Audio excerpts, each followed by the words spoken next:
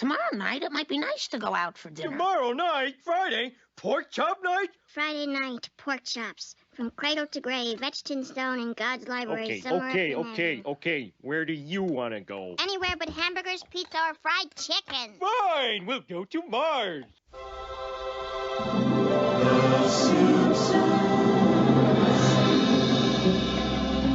Hello, and welcome to the Simpsons Countdown, the podcast where we go back to the beginning and watch all of The Simpsons to trace the creative evolution of the series and count down, finding the exact moment in which it began its inevitable decline.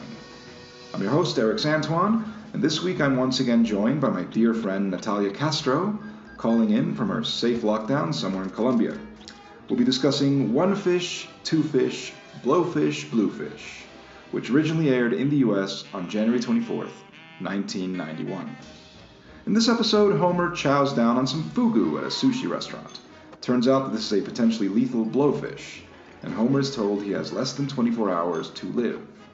The remainder of the episode concerns Homer's attempt to fulfill every single item on a hurriedly composed bucket list.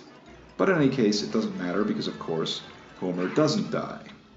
It's a very funny episode that manages to balance its dark humor with some genuinely heartfelt moments as it focuses on humanizing Homer, and Natalia and I are about to break it down. So, without further ado, here we go.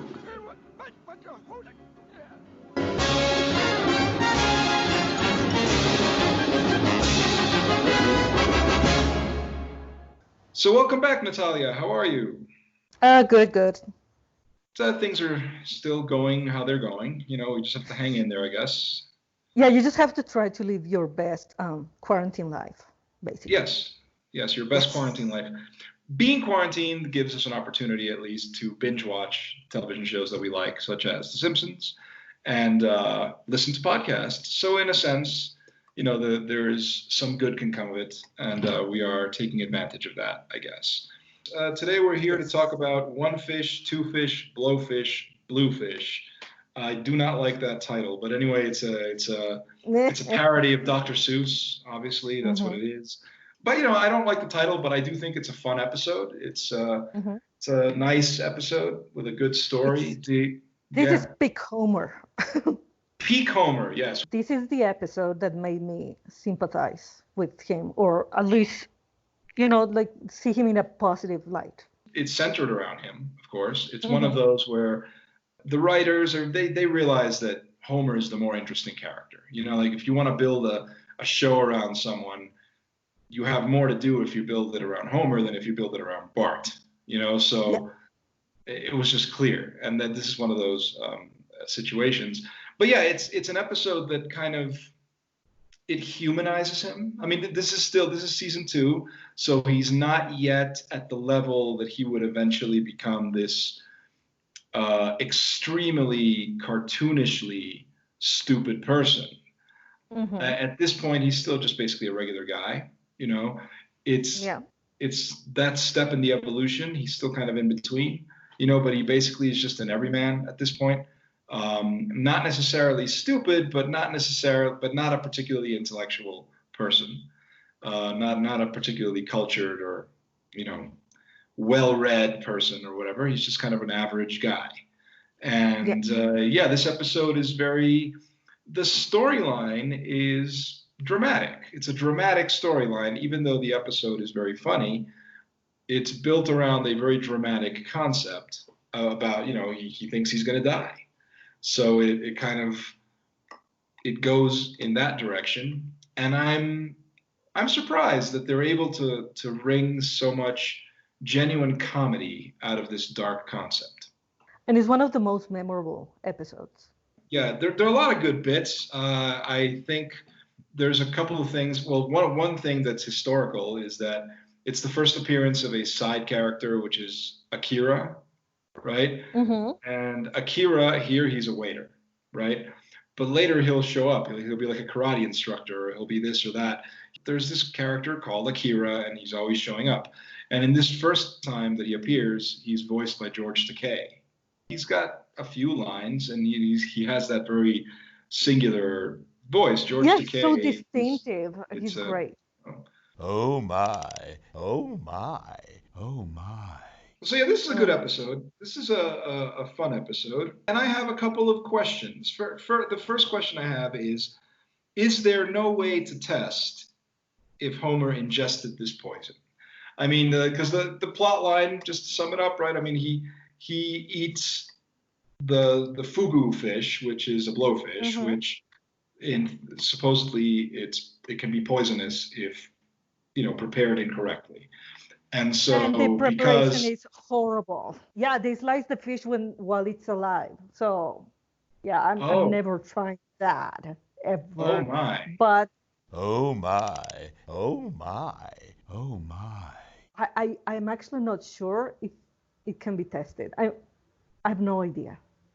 Well, I would imagine because here's the thing. So yeah, because the master chef is too busy with Mrs. Krabappel in the backseat of his car. Oh yeah. Oh, Miss Krabappel. Oh, your hair smells so clean. Master, you are needed in the kitchen. So since the master chef, played by Sab Shimono, I believe, he's too busy with Mrs. Krabappel, so his skill hands are busy, and so he tells his apprentice to do it. And obviously he doesn't know at that moment that it's the fugu, because I'm sure that if he knew, he would have had to stop what he was doing and go prepare it. But the point is that they believe that it's been improperly prepared, and therefore, Homer has ingested the poisonous, what it has, and he's going to die. But my point is, the entire concept is based on an assumption. It's like Dr. Hibbert says, if you ingested this poison and all evidence seems to indicate that you have, then this is what's going to happen. You have 24 hours to live, right? And I go like, wait a minute, if what, they can't do a blood test, or they won't even try pumping his stomach, because that, obviously that would be the first thing you're going to do, is to get that out of you, as quickly as possible, to make sure you don't digest any of that poison. But clearly they don't do that. He's just kind of sitting there, and then whatever, they obviously look him over because he's got his shirt off. So they obviously did a general checkup on him. So that's why I asked myself, what, they didn't take a blood test or anything else to sort of confirm that he had in fact ingested that poison? I don't know. It's weird to me. I wonder, it's just weird to hang something so important and so crucial to a person's life, to hang it on an assumption, which is what seems to be the case here. Yeah, well, I'm doing some live research here, and I can't find if there's a test. But there's a Japanese prefecture that's growing fugu without poison, non-poisonous fugu. So that's interesting. So this is not, this exists. This is not fictional. This particular blowfish is real, and it's really is poisonous? Yes. Now, I think the assumption comes from the fact that, as far as I know, if you're going to become a sushi chef, you have to spend years learning how to slice the fish, how to prepare it. And fugu is an advanced skill. And because the apprentice was the one that prepared the fugu, then they're just assuming it's probably poison. Poison, tasty fish. That's why, yes, they assume, but I can't find anything about testing. But it's also, look, this is a self-inflicted wound for Homer, because he was so reluctant to try the sushi, and then he loved it so much that he didn't care about warnings. He didn't let the waiter talk. He just wanted it. And Homer's a real asshole about it too, because it's like, concentrate. I want fugu! I didn't know it was real. And the whole thing that you just said about, I mean, first of all, do you like sushi? I used to like sushi, but then I got intoxicated. So now I like the type of sushi that doesn't have raw meat. Because people think that, people think that sushi is just the sushi rolls you commonly see. But as I understand it, sushi is just a style of food, and it has 40-something plus dishes. Okay, and some of them have raw meat, and some of them don't. Okay. So Okay. yeah. Yeah, I love sushi. Hmm. You know, I just love it. You know, and you would think that you can't. It's the sort of thing when you're a kid, you'll think it's gross, right? Because Hmm. the concept, it's raw fish, right? And then you think about Yeah. it. But no, eventually, you know, I do love it. And it's like I'm not really like I don't like fish in general. Like fish Hmm. is not my meal choice most of the time, but I do like sushi, and I do Hmm. like ceviche. I love Yeah, I ceviche. can do that. Yeah, Yeah. no, it's raw fish, you know, Hmm. but I love it. I mean, if it's well prepared, you know, you gotta, you know, marinate it in lime juice and put the, you know, the onion and the garlic and everything, and it's delicious. Look, I have a cousin who went to culinary school, and she explained to me that it's not exactly raw because the citric acid begins to cook the meat. So Yes, yeah. So when you eat sushi, you're not exactly eating raw, like 100% raw meat. But right. still, you need someone to prepare it well, because then you get what happened to me, which was a horror show. The intoxication brought on by those kinds of things, the food poisoning that happens from eating raw food, has a Hmm. particular quality to it, which I can only imagine must have been horrendous for you. And I'm sorry that you had that experience. You know, but but yeah, ceviche is great. Ceviche is, you know, I'm going to confess that I enjoy the occasional drink. So Hmm. since I'm somebody who enjoys the occasional drink, sometimes I have a little more than I should. And so the next day I'm hungover, of course. And Hmm. because of this, I must say that to date, the best hangover food for me has always been ceviche. Yeah, cool. Like I mean, it's got to be really spicy though. Like you got to put enough pepper in there. You know, enough chili pepper or hot pepper or whatever in there to make my mouth scream. That's basically what it is. And you do that, and the hangover is gone. Is gone within But minutes. but that's the key. Is the spice? No, it's not the fish. It's not the meat. It's the spice. Because Yes. the look, whenever I get hangover, it's like also a nightmare. I can't walk. I can't talk. I'm just disabled basically. Yeah, pretty But much. yeah, the only time that I've had a good experience going out for drinks and not getting like a terrible hangover was this one time when I went to eat Arab food, and I got like a super spicy kebab, and then I had like a pint of Guinness and then some other drinks, and I didn't get a hangover. So it is a spice. Yeah, well, that is the key. And what you were talking about, were you hungover when you did this, or is this something like you went out drinking and then you ended up at some late night restaurant having a kebab?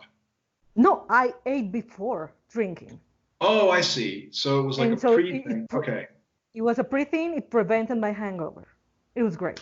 Yes, well, I mean, that is true.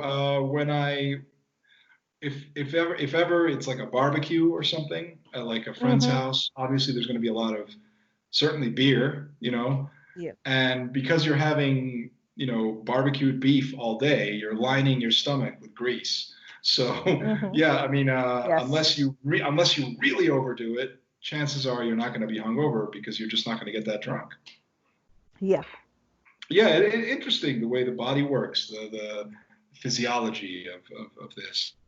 It is like that, you know, like after a night of drinking, before you even go to bed, if you eat something, you know, if you find some like all night kiosk somewhere and have like a greasy cheeseburger, you're Hmm. going to probably be better off than if you have nothing and then just go to sleep and then the next day, you know, well, whatever. But Yeah. eating before, that's a key thing. That's an interesting point.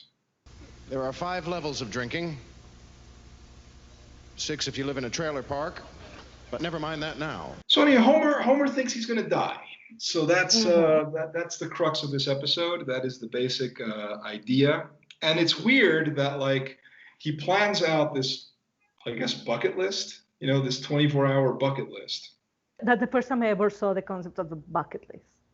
Yes, although I don't think they refer to it as a bucket list in the episode, No. but it's what it is. It's like the list of things you want to do before you die, right?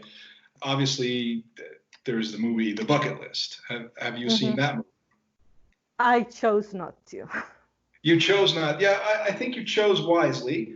But what I'll say about The Bucket List, it's you know what? It's kind of an innocuous movie, really. It's not particularly terrible, but it's also not particularly good. It's just kind of a very dumb, kind of middling movie.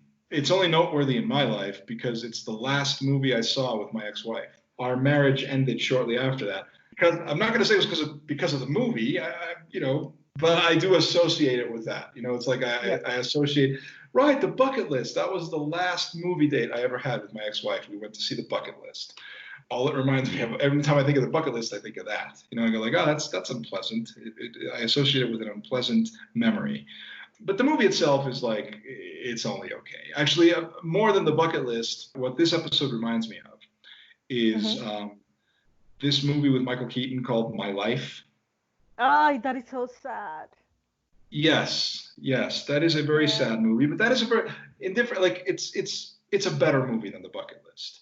The concept of like Michael Keaton, he plays a man who finds out he's got terminal cancer. He's gonna die before his child is born.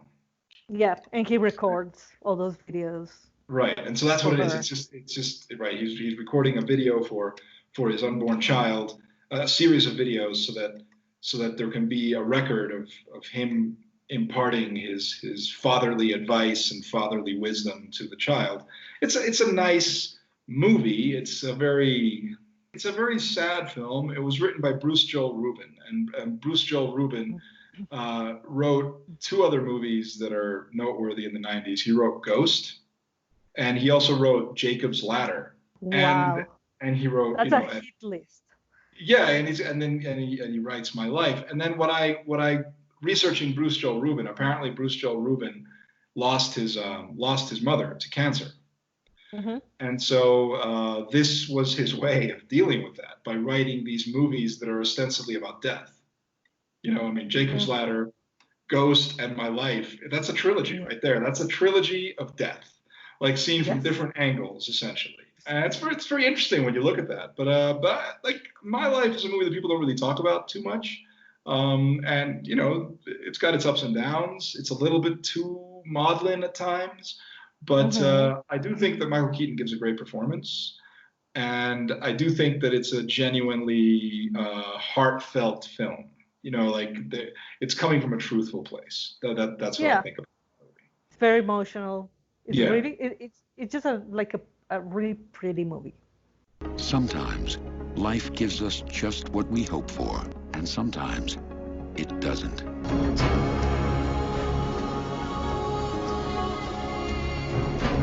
This story, Homer thinking that he's going to die, so touches on the same topic. It's essentially about it's looking at mortality, right, and about the idea of if you're aware of this, if you know that. We, in essence, all of us. We are all dying. Okay, it's like it's just that we don't always have like a time frame. And then what happens is when somebody becomes terminally ill, the only thing that happens is that the process becomes accelerated, or at least you have a clearer idea of when it's coming. But the message of all of these movies, ultimately, of all these stories, is always that you have to try to live your life as plainly and as fully as possible, because of that. Because this is a finite thing. It's a finite experience that we have, And so that's the concept here. And it's nice if you can manage to do that with humor and pull it off. And I think that this episode does manage to do that, in that it makes you think about that concept. And as you were saying earlier, it humanizes Homer. It opens you up to him a little bit on an emotional level. You start to see him as a person instead of as a cartoon character, which I think is effective. And it's got the emotion, but it's also funny and genuinely funny. Yeah, that's because Homer is just like a silly person. And that's where the humor comes from, and that's why it's so effective. But this episode it explains why Homer is the way he is. Because I mean, in the previous episodes that I've talked about, I've mentioned how how Homer is kind of he's very into, like patriarchal behaviors. Yes. He's not a particularly good dad. He neglects his kids. When he starts going to the kids' bedrooms and tries to like impart some wisdom or whatever. Yeah. Did you notice that at the beginning of those interactions, it reflects the way he normally treats his kids? So, Yes, very when good he goes point. when he goes to Bart's, like Bart just gets on his knees and pulls down his pants, like he's ready to receive the punishment. Exactly. And each interaction, it's like reflects the way he is as a dad. But then when you see him with his dad, you see that his dad treated him the way he treats his kids, and you go, that's the explanation. That's very interesting. That's because that's not something that I had thought about. But you're absolutely right that first, that's very clear when he goes to his kids, to sort of subtly kind of say goodbye to them, have a nice moment with them before he leaves, right? Yeah. And so, but yeah, exactly, their attitude towards him, because he's keeping it to himself. He and Marge have decided they're not going to talk about it. They're just going to, they don't want the kids to be upset or anything. And yeah, their attitude, since they don't know what's going on, they're just like, oh, he's here.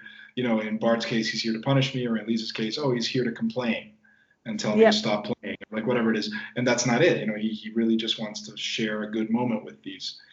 And then, yeah, exactly. Then when he goes to his dad, because the thing about his dad is about he wants to, on his bucket list, he wants to reconcile with his father. Clearly, they never had a really close relationship or whatever. So he wants to make peace with him. He wants to tell him that he loves him. He wants to, get that out, so that it's clear before he leaves.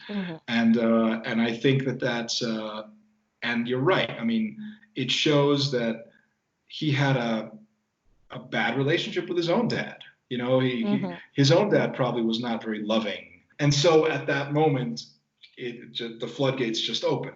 Clearly, these are all just repressed emotions, because even Homer's dad, even Grandpa Simpson is just like, oh my God, yes, I do love you, and all this time that we've wasted, and we've never spent any time together or been affectionate to each other or done anything fun together, and now let's do it. Let's do it all today. Let's go fishing. Let's wrestle. It's a very idealized reconciliation, because that, in my experience, that doesn't happen very often. No, probably not. Yeah. And it's like, but yeah, that's a very funny scene, because like he's spending so much time now, like making up for lost time with his dad, that he's losing time, and so he's got to keep on checking things off his list, like checking cool things off, like skydiving and like plant the tree, or like. Ooh. Hey, well, no time for that. Oh, I really wanted to do that one. Gee, Dad, way to hog my last moments. So that is very funny.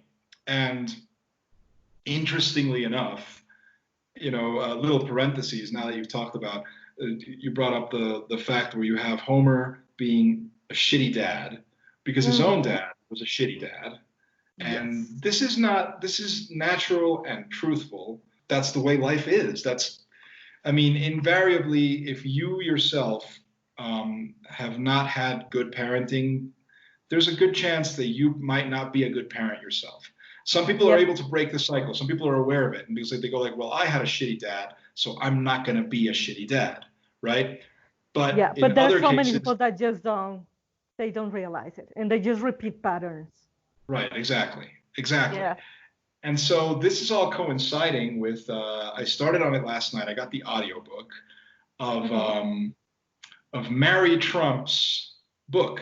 Oh, the one that everyone's talking about now. The story of, it's essentially a biography of the Trump family, not really just about Donald Trump.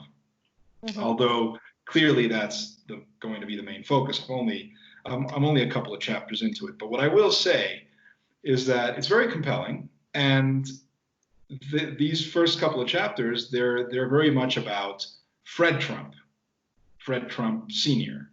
And they're pretty much painting, she's painting a picture of Trump being the way he is because he was essentially programmed to be that way by a terrible, terrible, terrible man who was Fred Trump Sr. Essentially, just like Fred Trump Sr. was himself a sociopath who had this belief that acts of kindness were actually a show of weakness, that it's all about the money, it's all about giving people money is a show of weakness, all this stuff, these notions, and that he was psychologically abusive to his children, including Donald Trump. He essentially groomed Trump because the older son, Fred Jr., who is Mary Trump's father, although he was the firstborn and he was clearly a more prepared person, I think he was like a licensed pilot and I don't know what else, but a more human person and not really what Fred Trump Sr. would expect. So when he saw those tendencies in little Donald, he was like, okay, this is the guy that I'm going to groom to be my true successor. This piece of shit right here is going to follow in my footsteps. And so he deliberately kind of programmed Donald Trump to be a piece of shit. And so it's fascinating, doesn't have anything to do with this episode, obviously, but it does have that whole thing about. No, but it does. Yeah, well, bad parenting results in bad parents. And in most cases, what you have is a cycle, Yes. And it's a pattern, as you said, or a cycle. And yeah, interestingly, that Homer might, in a sense, intuits this about himself, because that's why it's so important on his list. He wants to try to leave something of himself that is positive. I guess he realizes that maybe he hasn't been the best dad, and so he says, well, before I go, I'm going to try to do something. I'm going to try to leave them with some positive memory, some positive seed that I can plant. What I like about that is that it shows how Homer is just really damaged. He's just a damaged guy. Because he does like his son. He does enjoy Lisa's music and spending time with her.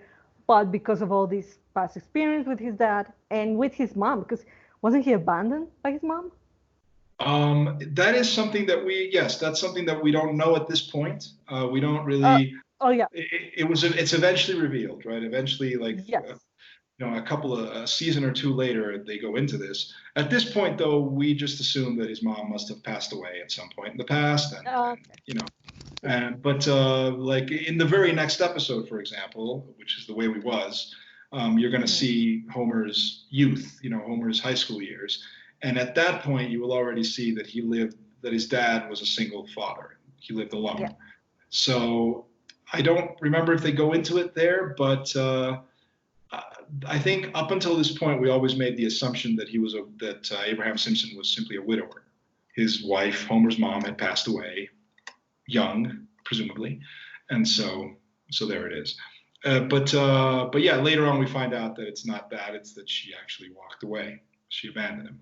So there's more to it than that. But yeah, it's a good look at parenting and at Homer seriously reflecting on his life, on his status as a father and as a husband, and all that stuff that you said. Yeah, he's a traditional guy.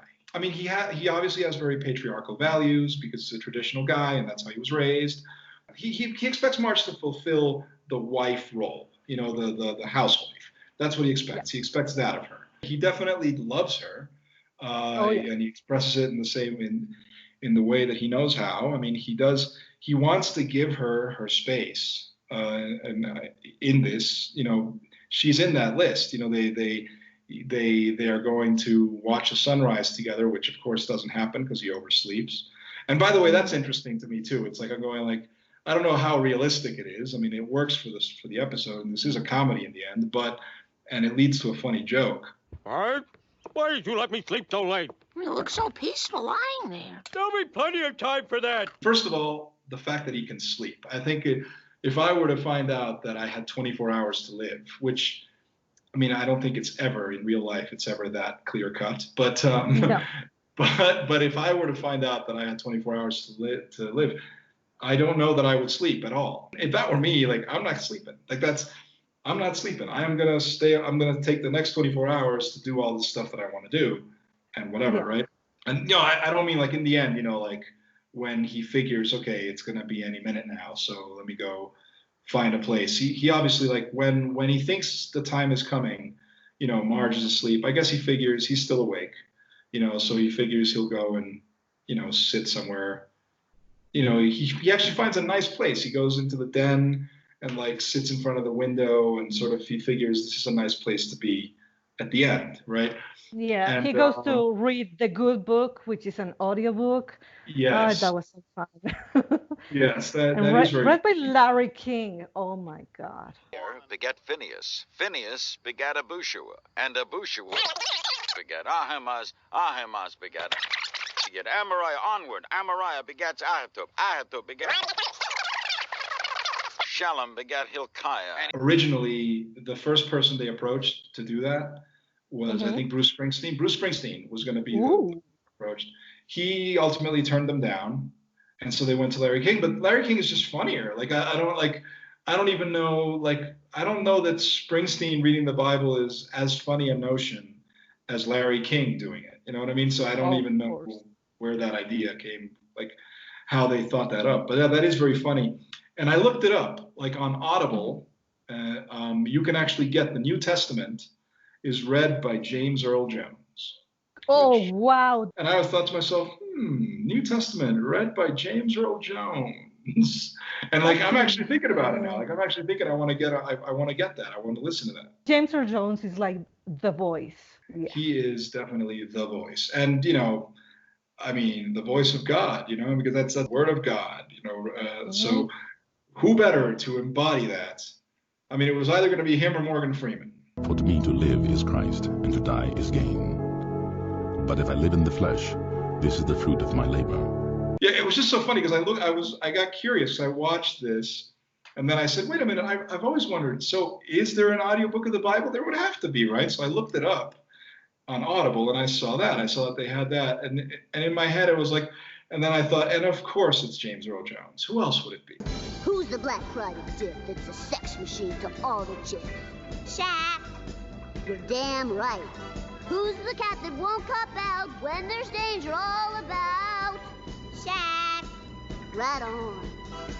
The last bit that I think is worth noting is the fact that the sushi restaurant also has a karaoke bar, because of course it does. Oh, yeah. And yeah, so I was going to ask you, so is karaoke, I would expect that it probably is, but is karaoke like a thing in Colombia at all?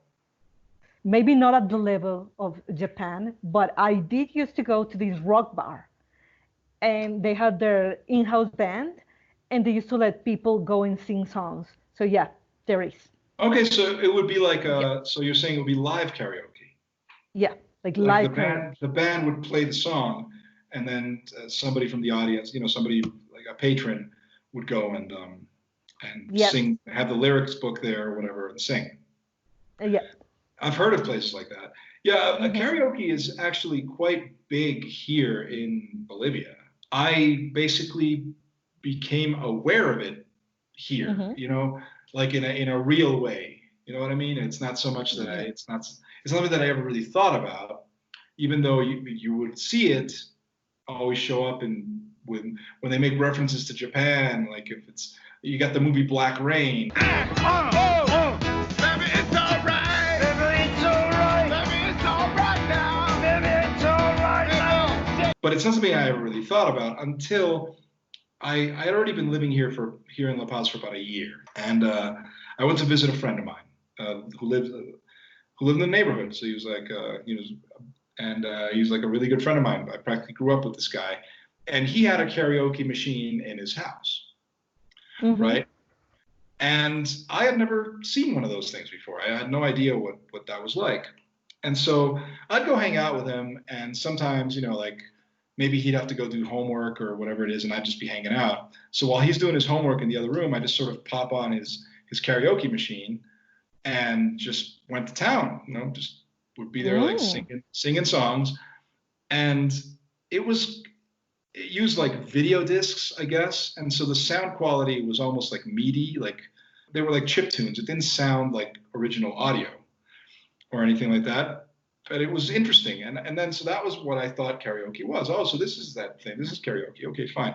And so I would have fun doing that, and I would do that periodically. Anytime I'd go visit him, if there was a moment that I had to myself, I would play around with his karaoke machine. And then sometime after this, his older brother is like, hey, let's go out. You know, he wants to take us out in the town for some drinks or whatever it is. And he's the one who says, and let's go to a karaoke bar, right? And in my head, I'm like, a karaoke bar? Like you mean like that machine you have in your house, except like in a bar? He's like, yeah, it's fun. You'll see, it's great. Like, all right, fine. So we went to a karaoke bar, and that was funny because like that's, you know, you get to it's a fancy bar, you know, it's got like TV screens, and they bring the microphone to your table, and you order a drink or whatever it is, and there's this menu of songs, and they had tons of songs, you know, much more than what my friend had in his house, and even stuff that was more like contemporary and like more current and everything.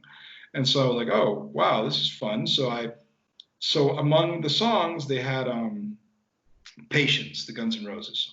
This would have been 92, 93. So I was still very firmly into that. I was still into Guns N' Roses. I was still into that stuff. And so they have Patience. So I order Patience. It's like, okay, that's the one I'm going to sing. And so I get into it. I start singing Patience, and I do the whole thing. I get to the end. I do the whole song, and then my friend and his brother are just kind of looking at me. And then they just immediately go into the menu and they just start ordering all the Guns N' Roses songs that are like available. So I end up doing this, like the place was relatively empty. We went early in the evening. So I end up doing this like miniature Guns N' Roses concert for my friends. And it was funny. Wow. And it was because of that. And that was my first experience. And the thing is, the difference is that in this karaoke bar, obviously this was already like much better audio quality. Like it was like, you know, it was like the original song. It was basically like the track was just like on the record, except it didn't have vocals. So it sounded really good, right? So I was like, oh, so this is what it really is like. And so I got really into it because of that. I became a regular at that bar, and it got to the point where I didn't even have to ask for songs anymore. I'd show up, the DJ would see me, and they would just line up my songs, you know. And so it was fun. That was my induction into singing. Like that's how I became a singer. Because of that I was eventually recruited to sing in a band, and because I had already some experience at karaoke bars, that helped with my stage fright. And so I mean I owe my amateur singing career to karaoke. So you know. Awesome. They say this cat Chef's a bad mother. Shut your mouth. But I'm talking about Chef. Then I can dig it. He's a complicated man, but no one understands him but his woman. John Shaft. I think people shouldn't like create bucket lists. I don't agree with that concept. Look, a bit self-revelatory here, but I did have a bucket list that I wrote or, you know, like created when I was like 11. By the time I was 22, I had gone through all of it. So the danger of having a bucket list for me is that if you complete it before you die, you're going to get so lost. But to be fair, I mean, you're a very different person when you're 11 than when you're, you know, 22. I would not be surprised if your bucket list at age 11 included a lot of things that are relatively achievable, you know? And so, yeah, I mean, I think I get what you're saying. Having a bucket list, I mean, it cuts both ways, because you can make a list of things that you think are important that everybody should do at least once, right? And so that can help you, I guess, to keep yourself focused and have that list of things you want to make sure you do. Yeah, it's really important to have a goal so you can have like a motivation. But once you achieve it, just have another one. Maybe it's better, yeah, exactly. Maybe make a list of goals rather than call it a bucket list. Just make a list of goals. Just make a list of goals and be like, okay, these are things I want to achieve, and I'm going to achieve them. And so you start working towards them. You do like this little checklist of goals, and if you've achieved all those goals, then you think to yourself, all right, well, let's do another list. But when it's just a bunch of random things that you want to do, like, and that's how it usually is. It's always stuff like skydiving. That always shows up. The whole thing about skydiving, and also like in the movie The Bucket List, that's that's on the list for them to go skydiving. Or at least I don't know if it's on Nicholson's list or on Morgan Freeman's list. The point is that's one of the things they do, because The Bucket List is a funny comedy about old guys doing stuff that's funny to see old guys doing, extreme sports and whatnot, right? And I go to myself, yeah, you know, but that stuff, like, I don't think I could ever get into extreme sports. Like, I've never gone skydiving, and I'm pretty sure that if I were ever to make a bucket list, I would not put that on the list, because I won't do it. I won't. Yeah. I don't find the appeal of extreme sports. I don't really find the appeal of things that are life-threatening, potentially. Like, I just go like, why? You know? Yeah, me too. You know, it's like, I love Point Break, okay, but it doesn't mean that I want to do that, because I just don't. Yeah, it looks like it could be a lot of fun, but it also looks like if something goes wrong, you're fucked. So I don't know that I want to do that. You know what I mean? I'm perfectly comfortable going to like a theme park, getting on a roller coaster, and just having a blast. And that stuff can and has been deadly too in its own way, but at least I feel safer in a roller coaster than I would jumping out of a plane. And maybe that makes me sound like an idiot, but it is what it is. No, that's right. And also depends on the person what's going to fulfill you, you know. True. So maybe for one person, maybe it's just like go to a place and see something, and for the next person, you know, it's skydiving. But I think you and I can both agree that skydiving is not on our list of goals. Well, certainly not on mine. I don't know about you. No. I don't see the appeal at all. All right, then. High five. Now, a little death anxiety is normal. You can expect to go through 5 stages. The first is denial. No way, because I'm not dying. Second is anger. Why, you little... After that comes fear. What's after fear? What's after fear? Bargaining. Doc, you got to get me out of this. I'll make it worth your while. And finally, acceptance. Well, we all got to go sometime. So yeah, this episode holds up. This episode's funny. I think we can agree that it's a fun episode. It's a good one. It touches on its themes in a fun way. Tells a good story, and it never goes too far into the sentimental arena. So it maintains a really good balance where it's a touching story, but also as you're watching, you know he's not going to die. So that's not even there's no suspense. I mean, you know, what is this, the last episode? It's not. So like, obviously he's not going to die. So it's not, you're not even watching for that reason. You're not watching for the suspense of what's going to happen. You know, you're watching it because you know he's not going to die, but you're getting the message. It's about Homer reconnecting with aspects of his life, or connecting for the first time in some cases. And the show, though, does do this thing where they acknowledge that this is a self-contained half-an-hour sitcom where each episode has to sort of be its own thing, and then you've got to restore the status quo for the next week, which is why, even though he's all like, from this day forth, I promise to live life to the fullest, you know, over the closing credits, you've got him like, you know, munching up potato chips and watching TV. Yep. Yeah, like nothing changes, don't worry. But that's what happens with everything, pretty much. I mean, and that's what I meant about these emotional reconciliations not being like what was shown here. Because usually, they happen. Those conversations happen. And then the next week, you're back to the same behavior. And you're back to the same fights. So it's normal, and it makes him look very human. Yeah. So great talk, huh? This was good. I'm glad we did this. And it's been great having you. We saw some pretty good episodes this season. And I'll definitely have you come back next season. Please. I'll be here. Until the next time.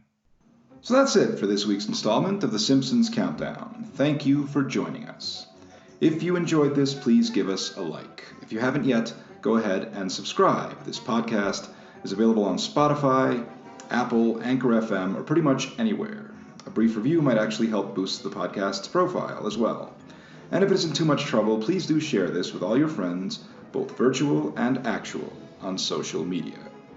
I'm Erix Antoine, and I'll be back next Thursday evening to talk about The Way We Was, which is the first of the Simpsons classic origin story episodes. My good friend Josh Fine will be on hand to discuss that one, and I hope you'll join us.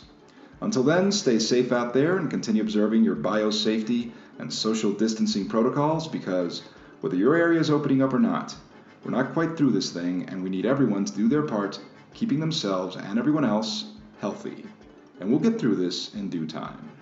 Thank you for listening. See you next week.